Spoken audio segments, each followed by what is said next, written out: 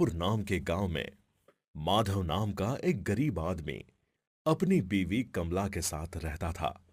वो दूसरों के खेत में छोटा मोटा काम करके अपना घर चलाता था। हे भगवान! आज हाथ में तो कुछ काम ही नहीं लगा। चलो घर जाके देखते हैं, आज के लिए कुछ राशन बचा है या नहीं। इतना सोचकर माधव अपने घर की ओर चल पड़ता है। आज आप जल्दी आ गए। कुछ राशन नहीं लाया साथ में। क्या करूं भाग्यवान, आज हाथ में कुछ काम ही नहीं लगा। आज के लिए कुछ राशन बचा हो तो देखो, कल काम पर जाकर राशन ले आऊंगा। हाँ जी, आज के लिए राशन बचा है। कल काम से लौटते समय राशन लेकर आना। हम्म, कुछ न कुछ तो काम ढूंढना पड़ेगा।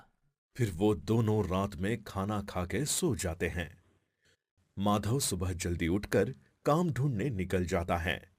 वो मगनलाल के घर के सामने से गुजर रहा था। अरे माधव, किधर जा रहे हो? इधर आओ। कुछ नहीं मालिक, काम ढूंढने निकला हूँ। अरे मेरा एक काम करोगे? हाँ हाँ मालिक, बताइए मुझे क्या करना है। अच्छा सुनो, मेरी ये पोटली पास के गांव में सुधीर सेठ के यहाँ पहुंचानी है। लेकिन ध्यान रहे, ये सामान बहुत कीमती है।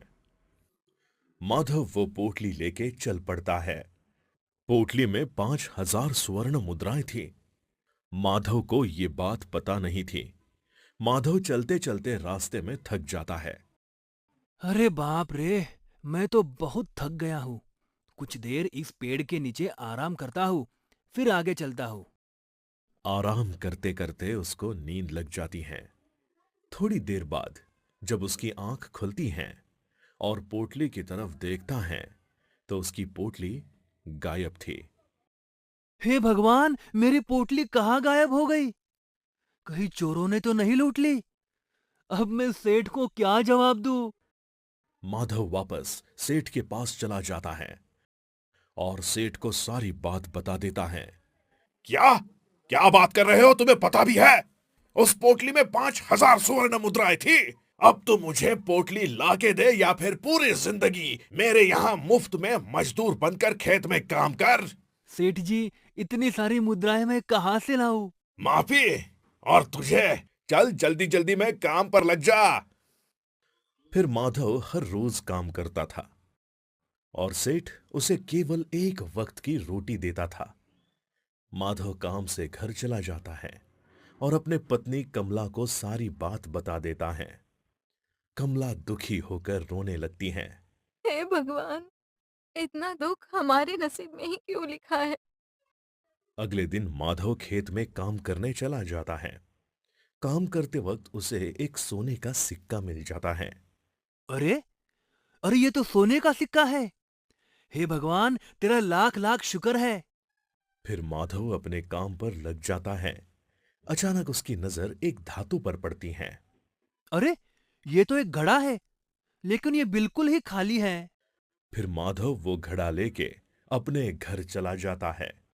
अरे कमला, देखो मुझे क्या मिला।